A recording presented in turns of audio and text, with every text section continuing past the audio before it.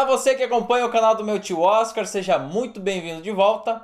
Hoje o papo vai ser sobre o filme A Volta ao Mundo em 80 Dias, de 1956. Normalmente, o nome de Mike Todd não é um dos mais lembrados, nem um dos mais relacionados quando o assunto é o cinema norte-americano de estúdios, da época aí das décadas de 1940 e 1950. E também não é para menos. O produtor, na verdade, construiu a sua reputação e a sua carreira no show business a partir dos palcos da Broadway. Foi a partir do início ali da década de 1950, no entanto, que ele se aproximou de Hollywood com o desenvolvimento do sistema de projeção Cinerama, que nada mais era do que uma tentativa de fazer com que o cinema voltasse a ser o principal meio de entretenimento das famílias norte-americanas. Vale lembrar que nessa altura do campeonato, a televisão já havia tomado conta dos lares norte-americanos e se espalhado rapidamente como forma de consumo de imagens em movimento. O Cinerama, portanto, apresentava ao público a capacidade de imersão e de grandiosidade que o cinema poderia conferir às telas, com diversas sequências de grande amplitude fotográfica e também algumas experiências sensoriais que até então eram desconhecidas do grande público das salas de cinema.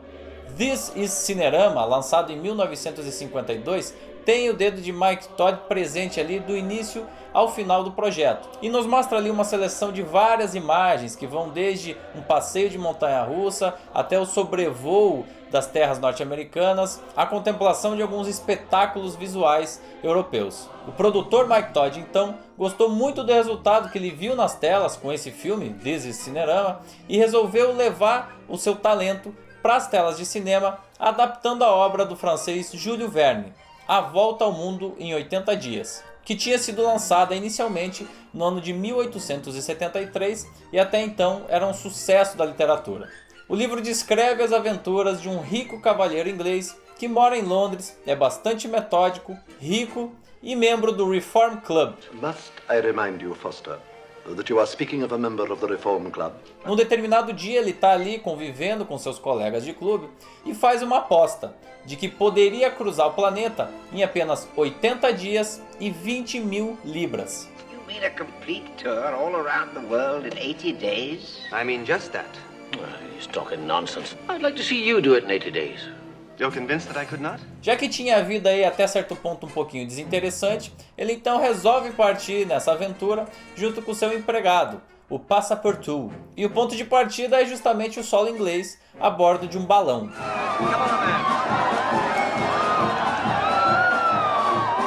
Bom, só essa premissa, de dar a volta ao mundo em 80 dias já justifica um arrojo de produção bastante elevado, Então, para a realização desse projeto, foram realmente realizadas filmagens pelos 4 cantos do mundo e mais especificamente em 13 países diferentes. E não houve economia não, viu? Ao longo da história a gente tem contato aí com imagens das mais variadas possíveis, que vão desde imagens aéreas, imagens de dentro do balão, tomadas do alto mar, grandes panorâmicas, locações grandiosas como por exemplo uma tourada na Espanha, e ainda apresentações musicais que também estão presentes nessa obra.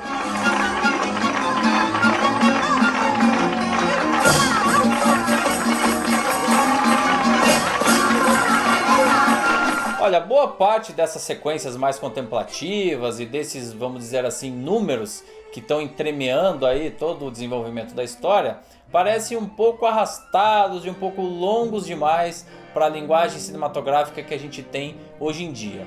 Mas é importante a gente entender que esse filme foi produzido ainda dentro daquele contexto do Cinerama e da tentativa de transformar a tela ampla, as amplas imagens que depois viriam também a ser batizadas de CinemaScope, como padrão da indústria cinematográfica. Excuse me, sir.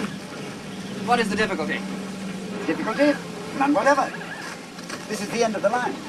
E na verdade, o produtor queria ir ainda mais além. Só para vocês terem uma ideia, na época de distribuição da cópia para os donos de cinema para poderem fazer a exibição, ia junto um livretinho explicando de que maneira as sessões tinham que ser organizadas. Segundo o próprio Todd, os donos das salas de exibição não deveriam se referir a Volta ao Mundo em 80 Dias como um filme, porque na realidade ele não era. Filme era tudo aquilo que você poderia assistir comendo pipoca num cinema de bairro.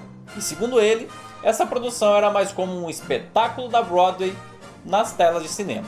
I've always admired men who are precise, who have a sense of order and discipline. Fancy that.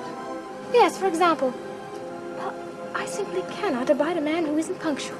Então nesse livretinho você tinha instruções de como vender ingressos antecipadamente, como uma apresentação teatral mesmo, com assento marcado, com os preços dos ingressos maiores, ou seja, valorizados para dar aquela ideia de valor daquela produção, e quando o espectador chegava finalmente na sessão, ele se deparava com um livretinho que era como se fosse o programa da apresentação que ele estava indo assistir. Isso tudo acabou criando uma aura em cima dessa produção que, segundo o próprio Todd, não era simplesmente um filme, e sim um evento, um acontecimento, um grande espetáculo em tela panorâmica. E com essas informações em mente, fica muito mais fácil relacionar algumas das sequências do filme com aquelas vistas no filme This is Cinerama, que são aquelas tomadas panorâmicas bastante grandes, bastante demoradas, a trilha sonora que invade a tela em diversos momentos, a fotografia bastante ampla e o aproveitamento total do quadro a favor do espetáculo. Como se não bastasse tudo isso, a gente ainda teve o uso de animais de cena, como é o caso do elefante indiano, e na segunda parte do filme a gente tem contato ali com um mini western, já que todos os elementos desse gênero, que sempre foi muito popular no cinema norte-americano, estão presentes. Viagens de trem, luta com os povos indígenas, perseguições a cavalo e aí por diante.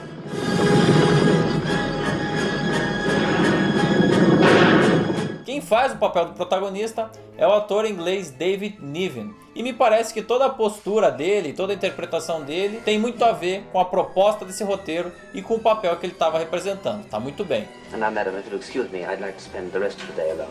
Já o parceiro de cena dele é interpretado pelo comediante mexicano Cantinflas, que tem várias dezenas de filmes no currículo, principalmente na cinematografia mexicana, e cujo ponto alto da carreira foi a produção Pepe, de 1960. Ao meu ver, a presença dele nas telas está muito pertinente, uma interpretação muito consistente, e o personagem em si acaba dando uma leveza para aquele roteiro, né? Por ter aquela relação com o Cavaleiro Inglês e esse personagem que é um pouco mais despachado e responsável por várias sequências bastante cômicas da história.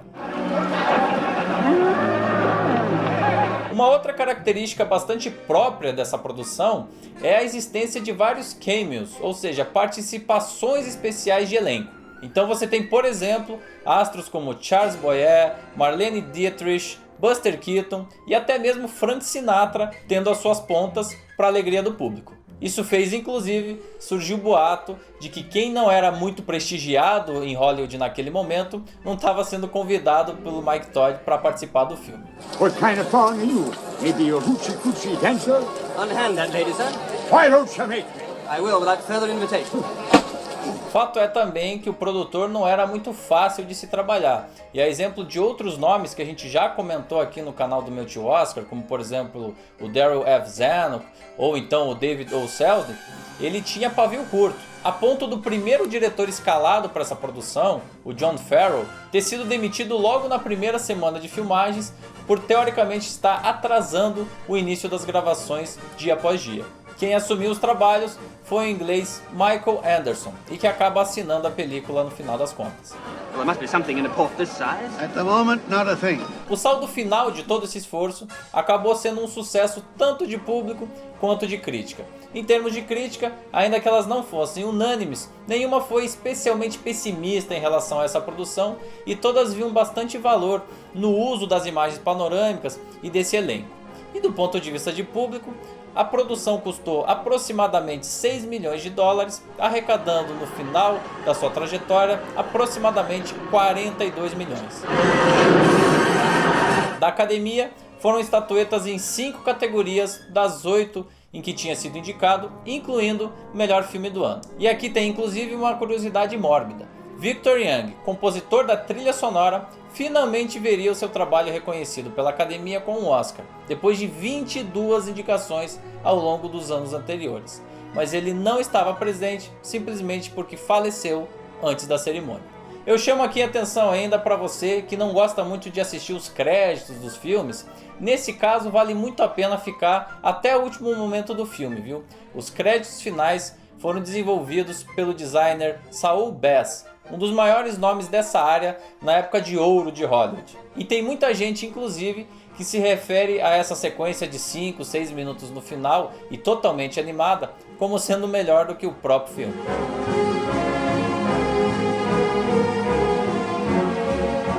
Infelizmente, o mundo não pôde conhecer o que seria uma nova obra do produtor Mike Todd, uma vez que ele faleceu no ano de 1958, vítima de um acidente de avião com apenas 49 anos de idade. A Volta ao Mundo em 80 Dias se torna assim a única obra de longa-metragem de ficção da carreira do produtor. E ainda que eu acho que ela tenha envelhecido mal, já que a linguagem utilizada naquela época não se encaixa muito bem para as plateias contemporâneas, além de também ter aí algumas questões de roteiro que acabam deslizando em alguns pontos e em alguns outros momentos também se perdendo no excesso de gigantismo dessa produção, esse filme é um ótimo exemplo de como a indústria cinematográfica de Hollywood daquela época estava encarando essa disputa por atenção dos lares americanos que estavam preferindo a televisão. Uma boa pedida, nem que seja pelo seu valor histórico. No matter, but continue to burn at your expense. E você, já assistiu a esse filme? Gostou, não gostou? Concorda com essa crítica do meu tio Oscar?